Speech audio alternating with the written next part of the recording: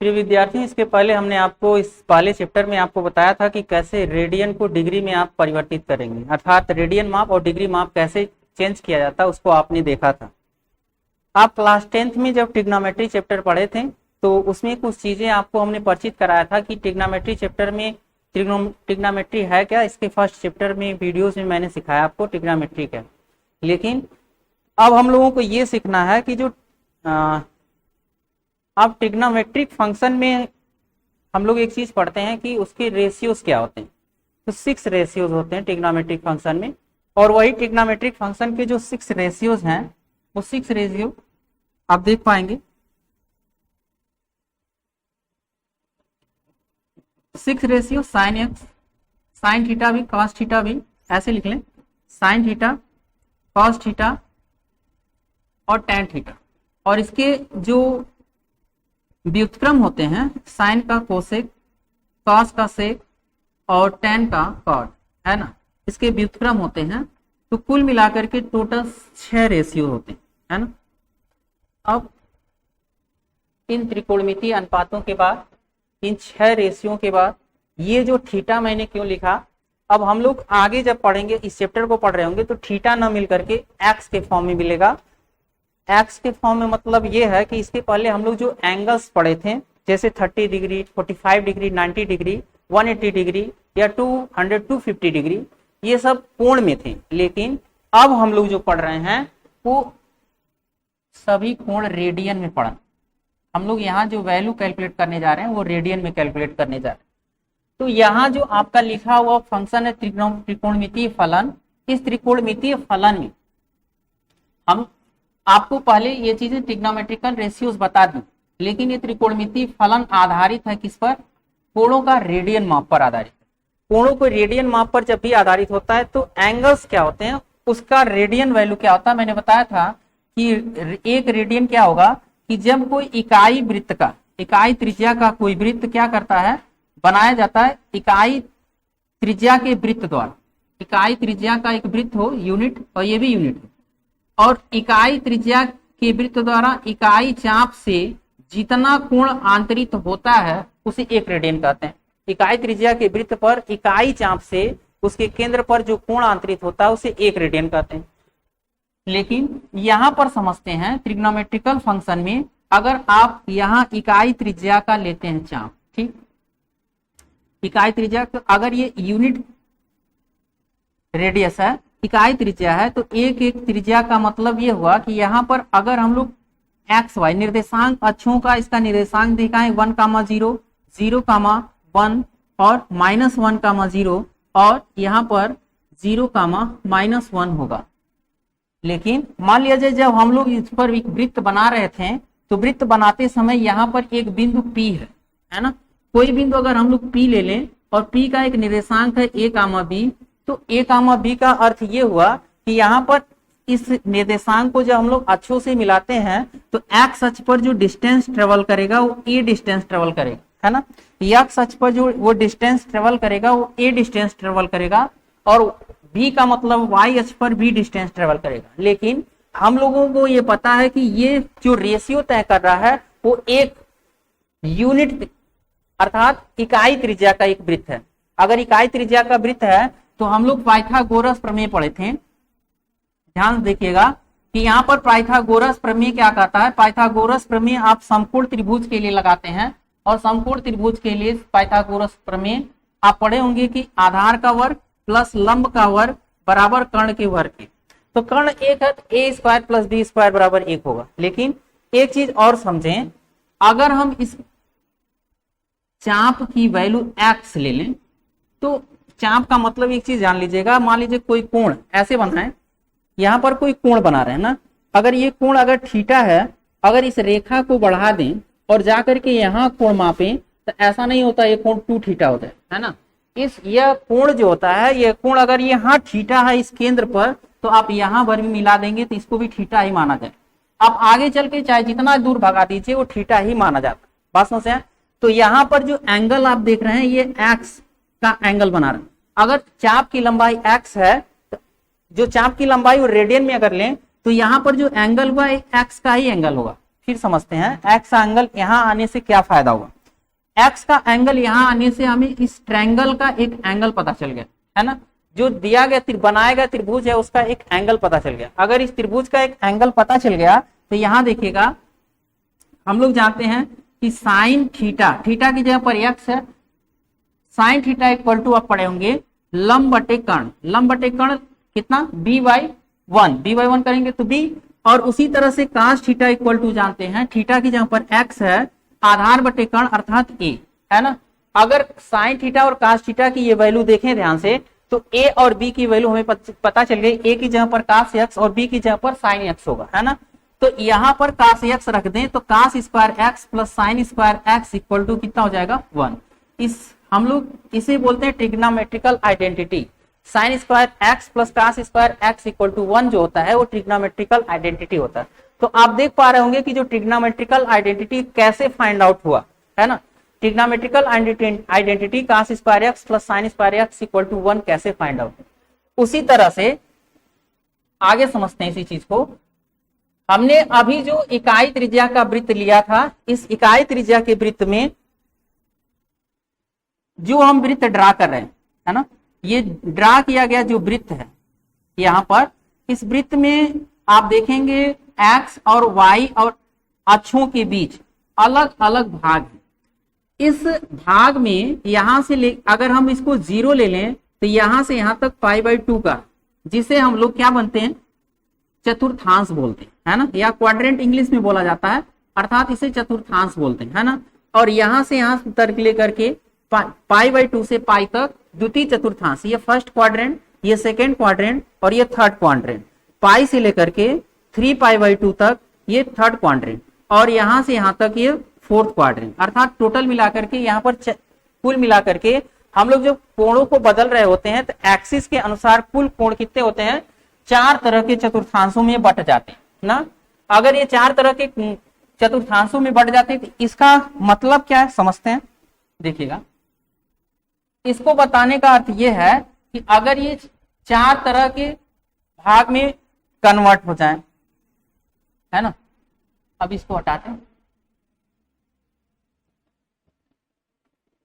पहली चीज हम लोगों ने ये सीख रखा है, यहाँ पर ये हम लोग ध्यान रखेंगे कि यहाँ पर जो वैल्यू है, किसकी वैल्यू है, यहाँ पर जो वैल्यूज दिखाई दे रहा है वो वहां पर a square plus B square equal to 1 और कास इससे हम लोगों को मिला। यहाँ पर इस त्रिभुज में हमने फाइंड आउट किया a की जगह पर कास x और b की जगह पर साइन x।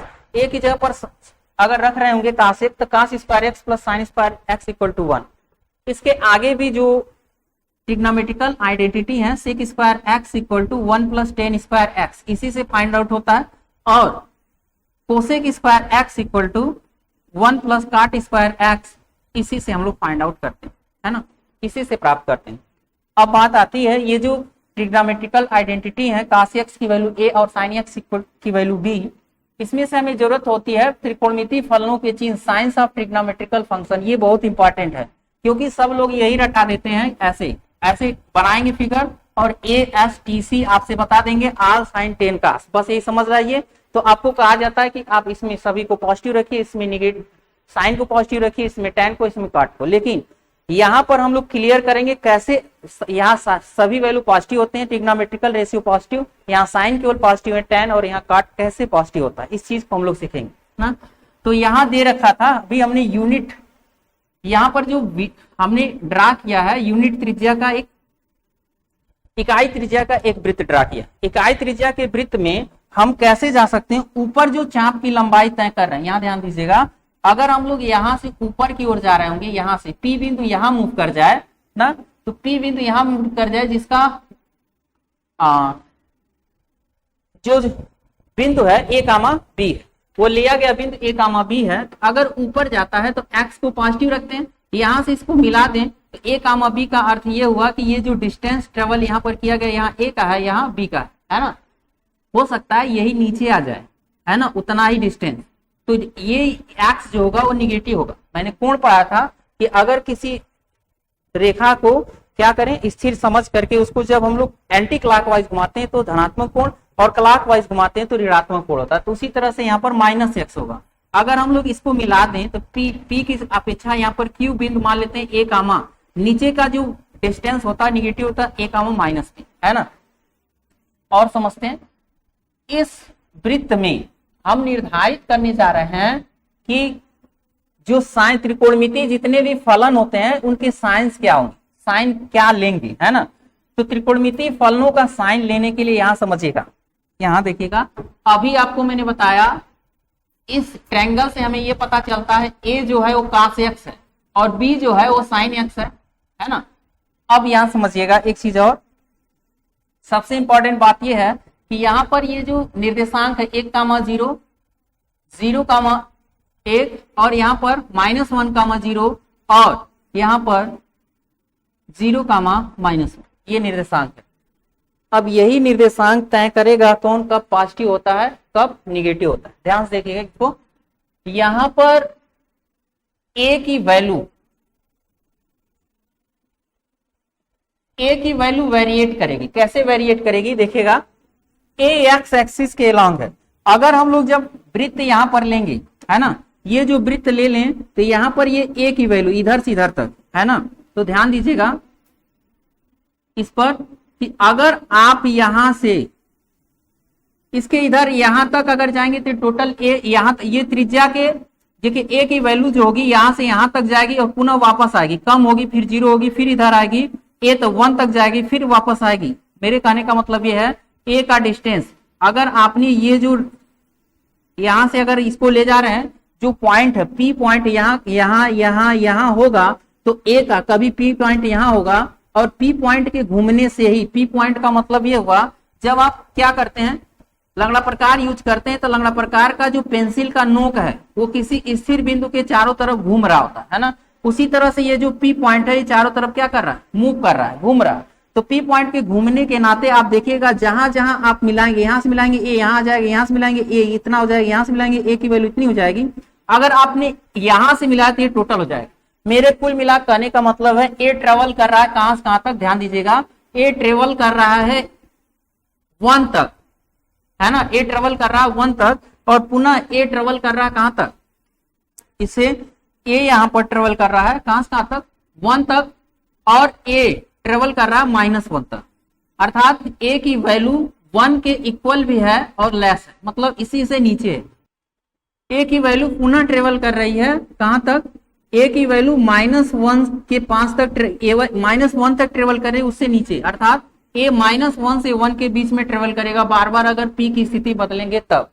और A की वैल्यू देखिए यही इंपॉर्टेंट होता है, आगे कास का ग्राफ, साइन का ग्राफ, टैन का ग्राफ, ये डिपेंड करता है कि कैसे इसका ग्राफ ड्रा करें, है ना। तो यहाँ पर A को मैंने कहा cos x, तो ये बहुत सारे क्वेश्चंस को सॉल्व करने में मदद करता है। cos x की वैल्यू ऑलवेज लेस देन और equal to 1 but greater than और इक्वल टू -1। हम लोग एक चैप्टर पढ़ेंगे इंटरवल, जिसमें हम इनइक्वालिटी आपको समझाएंगे और इनइक्वालिटी में इंटरवल समझाएंगे। इंटरवल्स क्या होते हैं, ये क्लोज्ड इंटरवल है। क्लोज्ड इंटरवल का मतलब किसी एक बिंदु से दूसरे बिंदु तक सभी मानों को लिया जाए। तो यहाँ से -1 से 1 तक कास वेरिएट करता है ना। इससे बहुत सारे क्वेश्चन सॉल्व होते हैं। अब आगे देखते हैं, cos x की वैल्यू आपने 1 से -1 तक लिखा। उसी तरह से अगर P को यहां से मिला रहे होंगे, इसी वृत्त पर देखिए P को अगर आप यहां मिलाएंगे, P कभी यहां होगा तो यहां तक मिलाएंगे, P कभी यहां होगा तो यहां से मिलाएंगे, अर्थात जो B की वैल्यू होगी जब यहां से मिलाएंगे तो इतना होगा, यहां से मिलाएंगे तो यहां तक होगा, अगर आप यहां से मिलाएंगे तो यहां तक होगा और आप यहां आ जाते हैं तो पूरा हो जाएगा। तो B की वैल्यू वेरिएट कर रही कहां तक, मैक्सिमम 1 तक, 1 से फिर नीचे आएगी, यहां तक जाएगी, अगर यहां से मिलाएंगे फिर नीचे आ जाएगा, 1 से नीचे आएगा पुनः कहां तक जाएगा, -1 तक, अर्थात B की वैल्यू वेरिएट कर रही है -1 से 1 के बीच में, है ना। यहां जब पहुंचेगा B तो -1 हो जाएगा और यहां पहुंचेगा तो 1 हो जाएगा। कुल मिलाकर के वैल्यू जो B की वेरिएट कर रही है वो -1 से 1 तक वेरिएट कर रही है। तो B को आपने कहा है B कितना होगा, B sin x होगा। तो यहां पर B की जगह पर लिखेंगे sin x is less than और equal to 1 but greater than equal to -1। ये जो फार्मूला अभी आपको मिला, ये बहुत सारे फंक्शंस के जो क्वेश्चंस होंगे उसको सॉल्व करने में ये मदद करेगा। अभी भी इस फार्मूले से हमें वो चीज नहीं मिला जिसका हम टारगेट कर रहे हैं। हमें सीखना कैसे सभी पॉजिटिव और साइन कब निगेटिव, टैन कब निगेटिव और कास कब निगेटिव होगा, है ना। तो ये अभी दो चीजें हमें यहां समझ में आई कि साइन और कास किस तरह से वेरी कर रहे हैं। आगे बढ़ रहे हैं। अब यहां देखिएगा जो वैल्यू वेरी कर रही है किसकी, साइन और कास की, क्योंकि साइन कास की अगर वैल्यू पता चल गई तो tan तो साइन कास से ही रिलेट करता है, साइन अपॉन कास, है ना। तो साइन और कास की वैल्यू अगर रिलेट कर रही है तो यहां देखते हैं,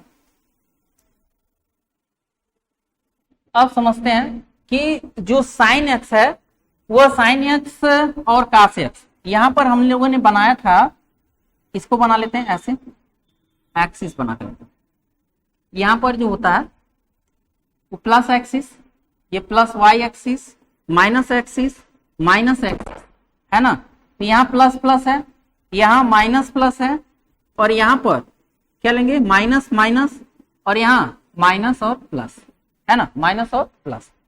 तो माइनस और प्लस, प्लस माइनस का अर्थ क्या है कि ये जो है जीरो है, यहाँ पर इसको क्या मान सकते हैं, इसको हम लोग 0 डिग्री मान सकते हैं, कामा, या इसी को 2 पाई, पूरा कोण घूम जाए तो 2 पाई मान, ठीक, 0 डिग्री और 2 पाई, इसको पाई बाई 2 यहां तक कहते हैं, है ना। और यहां तक जब आएंगे तो ये पाई बन जाएगा और ये 3 पाई बाई 2 हो जाएगा, है ना, ये 0 डिग्री 2 पाई। तो आप यहां देखिएगा 0 डिग्री से 2 पाई, अगर हम लोग इसको वेरी कराएं 0 से, तो यहां पर प्लस प्लस दिखाई दे रहा, कहां तक, ये प्लस प्लस, कहां से कहां तक, का ये जो वैल्यू होता है वो कास एक्स का है, और ये जो वैल्यू है साइन एक्स का है ना, ये जो वैल्यू है साइन एक्स का है, और ये किसका है, वाई का, क्योंकि हम लोग जो पॉइंट लिए ए कामा बी लिए हैं तो प्लस प्लस, और प्लस प्लस क्या कह रहा है, प्लस प्लस कहने का अर्थ ये है कि ये प्लस प्लस कहां से कहां तक है, 0 से, जो x वेरी कर रहा है वो 0 पाई बाई 2 से कम, बस 0 से ज्यादा तक वेरी कर रहा है। उसी तरह से x जब वेरी कर रहा है पाई बाई 2 से ज्यादा और पाई से कम, ठीक ना। तो कास जो है माइनस है और साइन जो है वो क्या है, प्लस है। कास क्या है, माइनस में चला जाएगा क्योंकि x की जगह कास और y की जगह साइन। उसी तरह से x वेरी करेगा पाई बाई 2 से अधिक और 3 पाई बाई 2 के बीच, जब ये वेरी करेगा तो माइनस माइनस चिन्ह देगा, इसका मतलब यहाँ कास माइनस होगा और साइन क्या होगा, भी माइनस होगा। और वही जो वैल्यू है वेरी करेगा कहां से, 3 पाई बाई 2 से x की वैल्यू 2 पाई तक, 3 पाई बाई 2 से 2 पाई तक अगर वेरी करेगा तो यहां पर क्या है, माइनस और प्लस है, माइनस और प्लस है। अब इससे समझते हैं, sorry, minus minus minus plus, और यहां पर क्या है, माइनस प्लस, और यहाँ प्लस माइनस, यहाँ जो है ये प्लस और माइनस है, तो यहाँ ये प्लस हो जाएगा और ये क्या हो जाएगा, माइनस हो जाएगा। अब इससे समझ लीजिए कि ये क्वाड्रेंट साइन और कास ही अन्य का क्वाड्रेंट दे देते हैं, है ना। तो यहाँ पर साइन जो हो गया वो साइन यहाँ पर पॉजिटिव हो गया पहले और दूसरे में, तीसरे और चौथे में साइन क्या हो गया, निगेटिव हो गया। इसका मतलब ये है कि साइन और कास दोनों को समझते हैं। कास जो है कब, कास की वैल्यू कास एक्स जो है ऋणात्मक होगा, निगेटिव होगा, कब, कास एक्स 0 से पाई बाई 2 के बीच क्या होगा, पॉजिटिव होगा, ठीक। और उसी तरह से, और कहां से, पाई बाई 2 से कास एक्स जो है वो पाई बाई 2 से लेकर 3 पाई बाई 2 तक भी ये क्या होगा, के बीच भी निगेटिव होगा। पाई बाई 2 से लेकर के 3 पाई बाई 2 तक ये निगेटिव होगा। पुनः कास एक्स जो होगा वो 3 पाई बाई 2 से कहां तक, 2 पाई तक ये क्या होगा, पॉजिटिव होगा, पुनः क्या होगा, पॉजिटिव होगा, ठीक। उसी तरह से साइन को देखते हैं, ठीक। साइन को देखें तो साइन की जो वैल्यू है वह, साइन की वैल्यू पॉजिटिव होगी, कब पॉजिटिव होगी, कॉस पॉजिटिव, साइन की वैल्यू हमें पॉजिटिव लेना, कहां से कहां तक है, 0 से पाई तक, 0 से x की वैल्यू 0 से पाई के बीच में है तो ये साइन क्या होगा, पॉजिटिव होगा। और यदि x की वैल्यू कहां से कहां तक, पाई से कहां तक, 2 पाई के बीच वेरी कर रहा है, तो साइन जो होगा निगेटिव। बात समझ जाए, ये तो एक फैक्ट होता है क्वेश्चंस को सॉल्व करने के लिए, लेकिन बात समझिएगा, हमसे इसे क्वाड्रेंट क्लियर हो जाता है कि साइन और कास कहां पॉजिटिव होंगे कहां निगेटिव होंगे। अब समझिएगा, हम समझते हैं इस बात को कि हमारे पास जो टर्म है वो पॉजिटिव और निगेटिव कौन से होते हैं। हमारे पास साइन का कोसेक, साइन का उल्टा क्या होता है, कोसेक, और कास का उल्टा क्या होता है, सेक होता है, और टैन का उल्टा क्या होता है, कॉट होता है। अब समझिएगा, हमारे पास quadrant first, second, third and fourth है ना, 4 क्वाड्रेंट है। 4 क्वाड्रेंट अगर दिखाई दे रहे हैं तो साइन जो है, यहां देखिएगा, साइन की जो वैल्यू इसमें पॉजिटिव, यहां पर भी पॉजिटिव, यहां निगेटिव, सॉरी यहां पर भी पॉजिटिव, यहां थर्ड में निगेटिव, और फोर्थ में भी क्या है, निगेटिव, है ना। फोर्थ क्वाड्रेंट में भी क्या है, निगेटिव। मैंने यही वैल्यू फाइंड आउट किया। कोसेक, उसी का उल्टा कोसेक होता है, तो कोसेक भी यहाँ पॉजिटिव, यहाँ निगेटिव, यहाँ निगेटिव, ठीक है। और कास जो है, फर्स्ट क्वाड्रेंट में पॉजिटिव, सेकेंड क्वाड्रेंट में निगेटिव, थर्ड क्वाड्रेंट में निगेटिव, और फोर्थ क्वाड्रेंट में क्या है, कास पॉजिटिव है। तो उसी का उल्टा सेक होता है, तो ये पॉजिटिव होगा, निगेटिव, निगेटिव और पॉजिटिव। अब साइन बटे कास टैन होता है, तो साइन बटे कास प्लस प्लस का भाग जाएगा, तो प्लस प्लस प्लस का भाग जाएगा, प्लस माइनस माइनस, सॉरी माफ कीजिएगा, यहां पर इन दोनों का साइन और कास का भाग देखें, तो प्लस प्लस का भाग जाएगा प्लस, प्लस माइनस का भाग जाएगा माइनस, माइनस माइनस का भाग जाएगा प्लस, और माइनस प्लस का भाग जाएगा तभी भी माइनस, है ना। और यहां पर उसी का उल्टा काट होता है, तो काट टैन के समतुल्य हो जाएगा चिन्ह, ठीक। इस तरह से आप देख पाएंगे कि साइन कैसे क्लियर होता है, जो आप रटते हैं ASTC, है ना, ASTC हम प्रूव करके दिखा दिए। ASTC क्या होता है, ASTC, ए पॉजिटिव, फर्स्ट क्वाड्रेंट में सभी क्या है, पॉजिटिव, फर्स्ट क्वाड्रेंट में सभी पॉजिटिव हैं, सेकेंड क्वाड्रेंट में साइन और कोसेक क्या है, पॉजिटिव है ना। अब यहाँ पर उसी तरह से हम लोग AS साइन होगा, और साइन के बाद यहाँ पर देखिए कास क्या है, किसमें, साइन यहाँ पर पॉजिटिव है दूसरे क्वाड्रेंट में, तीसरे क्वाड्रेंट पे देखिएगा, तीसरे क्वाड्रेंट में कौन सा पॉजिटिव है, तीसरे क्वाड्रेंट पर अगर देखेंगे तो तीसरे क्वाड्रेंट पर टैन पॉजिटिव, टैन और कॉट पॉजिटिव, तीसरे क्वाड्रेंट पर टैन और कॉट पॉजिटिव, और चौथे क्वाड्रेंट पर कास और सेक पॉजिटिव। तो इस प्रकार से हम निर्धारित करते हैं कि यहाँ पर सभी रेशियो, ट्रिग्नोमेट्रिकल के जो सभी रेशियो होते हैं सब पॉजिटिव होते हैं। यहाँ केवल साइन पॉजिटिव होता है, यहाँ टैन और यहाँ पर कॉस। तो आप समझ गए होंगे किस तरह से ट्रिग्नोमेट्रिकल रेशियो में हम लोग चिन्ह लेते हैं कोऑर्डिनेट और निर्देशांक के अनुसार, है ना। आगे हम लोगों को ये जानना है कि अगर मान लिया जाए कि हमें क्या करना है कि P बिंदु जो है वो P बिंदु मूव कर रहा कुछ इस तरह से इकाई त्रिज्या पर, हमारा जो P बिंदु है वो मूव कर रहा था यहाँ पर मान लीजिए A, B पर। तो बात समझिएगा, हम लोग इकाई त्रिज्या अगर लिए हैं कहां पर, इकाई त्रिज्या 1 है, तो ये जो निर्देशांक है 1,0 और यहाँ पर -1,0 है, ठीक। और ये जो निर्देशांक है और ये वाला 0,1 और 0,-1, ठीक। अब हम लोगों को समझना ये है कि अगर मान लिया जाए ये x का चाप ऊपर भी जा सकता है या x का चाप नीचे भी है, ऊपर जाएगा +x, नीचे आएगा तो -x लें, ठीक, नीचे आएगा तो -x लें। लेकिन एक बात यहाँ हमें ध्यान रखनी होगी कि कभी भी कोई मान जो होता है, जैसे है ना, कोई भी मान अगर p की वैल्यू यहाँ पर आप साइन या कास का मान जो निकाल लेंगे और एक चक्र यहाँ से तय करके वापस आएंगे तो कभी भी p उसका मान बदलेगा नहीं, वही रहेगा।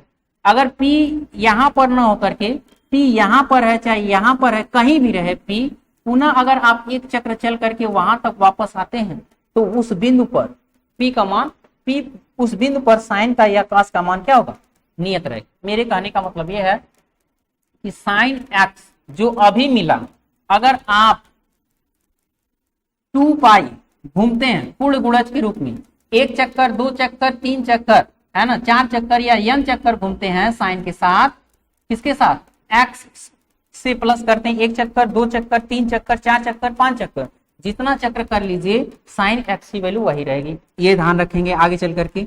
और उसी तरह से कास एक्स भी, अगर मान लीजिए यहाँ कास एक्स की जो वैल्यू पता चल गई इस पी बिंदु पर, और 1 चक्र, 2 चक्र, 3 चक्र, 4 चक्र ऐसे ही चल जाए n चक्र, तो कास 2n पाई या 2 पाई n प्लस एक्स की वैल्यू वही है ना। तो साइन एक्स की वैल्यू भी वही होगी अगर कास एक्स की वैल्यू वही होगी, चाहे जितना चक्र इसको चला दें। ये क्वेश्चन को सॉल्व करने में हम लोग इसका प्रयोग करेंगे। आगे देखते हैं, इसमें हमें यहाँ पर देखिए क्या चीजें दिखाई दे रहा है, 2 बातें यहाँ दिखाई रही। कौन सी बातें, एक बार यहाँ देखिए और यहाँ देखिए 0, और मैंने बताया था जो प्रथम निर्देशांक है वो कास एक्स है और जो द्वितीय निर्देशांक है वो साइन एक्स है ना। तो साइन एक्स यहाँ इस पॉइंट पर, इस यहां से लेकर के यहां तक आप देखेंगे साइन की वैल्यू 0, अर्थात साइन एक्स बराबर 0 होगा। अगर आप यहां से चल के यहां तक जाएंगे तो प्लस पाई जाएंगे वहां तक जाने के लिए, या नीचे से जाएंगे तो माइनस पाई जाएंगे, माइनस पाई जाएंगे तो प्लस माइनस पाई जा सकते हैं, या बात समझिएगा। आप फिर घूम करके यहां तक, पूरा घूम के यहां तक आइए, ऐसे जाएं, फिर घूम करके आइए, तभी भी वहां पर हमें 0 चाहिए। मैं प्लस माइनस पाई को क्यों समझा रहा हूं, क्योंकि साइन एक्स 0, जब एक्स की वैल्यू हमारा 0 होगा, ये चल करके एक्स यहां पहुंचेगा, तो यहां पहुंचने पर नीचे से जब जाएगा तो माइनस में होगा, ऊपर से जाएगा तो प्लस में होगा, टोटल पाई तय करेगा। फिर अगर ये पूरा घूम करके एक्स यहां तक आ गया तो 2 पाई होगा, और ऊपर से गया तो प्लस में, नीचे से गया तो माइनस में होगा। उसी तरह से आगे फिर अगला चक्र यहां तक चला गया तो 3 पाई होगा, ऊपर से गया तो प्लस में, नीचे से गया तो माइनस में, प्लस माइनस 3 है ना। उसी तरह से प्लस माइनस 4 पाई, प्लस माइनस 5 पाई। अगर आप यहां से पाई कॉमन ले लेते हैं तो यहां मिलेगा 0 plus minus 1 plus 0 plus minus 1 plus minus 2 plus minus 3 plus minus 4 और plus minus 5, dot dot dot, इस तरह से ये बढ़ता रहेगा। अगर हम मान लें इस टोटल वैल्यू को n मान लें, है ना, तो ये हो जाएगा x की वैल्यू n पाई हो जाएगी। x की वैल्यू हमें क्या मिल जाएगी, n पाई मिल जाएगी। x की वैल्यू हमें n पाई मिल जाएगी, जहां हम लोग लिखेंगे वेयर, जहां पर n एलिमेंट है z का। z का मतलब होता है पूर्णांक, पूर्णांक में धनात्मक, ऋणात्मक और शून्य सबको लेकर क्या बनता है, पूर्णांक बनता है। तो n is element of z, है ना। उसी तरह से इस एंगल पर आगे आके देखते हैं, कास की वैल्यू कहां 0 है। कास की वैल्यू यहां पर एक बार 0 दिखाई दे रहा है, यहां पर एक बार 0 दिखाई दे रहा है, 2 जगह 0 दिखाई दे रहा। तो कास की वैल्यू जब 0 दिखाई दे रहा है तो कास एक्स की वैल्यू हमें क्या चाहिए, 0 चाहिए। कहां मिल रहा है 0, कास एक्स की वैल्यू π/2 पर मिल रहा। इधर से घूमेगा पाई पुनः तो 3π/2 पर मिलेगा। ये क्या होता है, ये 0 होता है ना, ये 0 होता है, ये π/2 होता है, ये पाई होता है और ये 3π/2 होता है। अगर आप इसी में घूमते हैं तो वो बढ़ता चला जाता है। तो काश एक्स की वैल्यू अगर 0 लेते हैं तो काश एक्स की वैल्यू 0 लेने पर एक्स की वैल्यू π/2 और एक्स की वैल्यू आप π/2 ऊपर भी जाकर के 0 प्राप्त कर सकते हैं यहाँ पर, और नीचे भी जाकर के। यहाँ ऊपर जाएंगे तभी भी प्लस, ऊपर प्लस मिलेगा, नीचे क्या होगा माइनस में। तो यहाँ काश की वैल्यू क्या होगी, 0 होगी। किस पर, प्लस माइनस π/2 पर। फिर पाई बढ़ रहे हैं, 3π/2 पर भी होगा। फिर पाई बढ़ जाएंगे प्लस माइनस 5π/2 पर होगा। फिर पाई बढ़ जाएंगे प्लस माइनस 7π/2 पर होगा। इस तरह से वैल्यू मिलेंगे। अब देख पाएंगे कि यहाँ π/2 कॉमन हो जाएगा तो plus minus 1 plus minus 1 plus minus plus minus 3 और plus minus 5 dot dot dot, है ना। ये फाइंड आउट हो रहा। तो ये एक तरह से विषम गुणज दिखाई दे रहा। कौन सा गुणज दिखाई दे रहा, विषम गुणज। तो विषम गुणज कैसे बनाएंगे, 2n+1 से बनाएंगे। 2n+1 से बनाएंगे जब यहाँ पर हम लोग क्या करेंगे, n एलिमेंट ऑफ z, पूर्णांकों का n क्या है, अवयव है, पूर्णांकों का अवयव है, और इसके साथ मल्टीप्लाइड हो रहा π/2 का। तो हम लोग एक चीज याद रखेंगे कि जब काश x = 0 दिखाई देगा तो x की वैल्यू 2n+1 π/2 होगा। समझ में आए बात। तो इस तरह से हम लोग काश एक्स और साइन एक्स को प्रूव कर पाए कि साइन एक्स 0 होने पर क्या होता है, काश एक्स 0 होने पर क्या होता है। इसको, इस वीडियो को आप एक बार दो बार फिर घुमा करके जरूर देखें, क्योंकि ये आपके समझने के लिए बहुत इंपॉर्टेंट है। अगर समझ जाएंगे तो आसानी से क्वेश्चंस को हल कर पाएं। तो वीडियोस में ऐसे ही बने रहिए, हम आपको अच्छे अच्छे कॉन्सेप्ट के साथ इस चैप्टर को लर्न कराएंगे। वीडियो के अंत तक बने रहने के लिए बहुत बहुत धन्यवाद।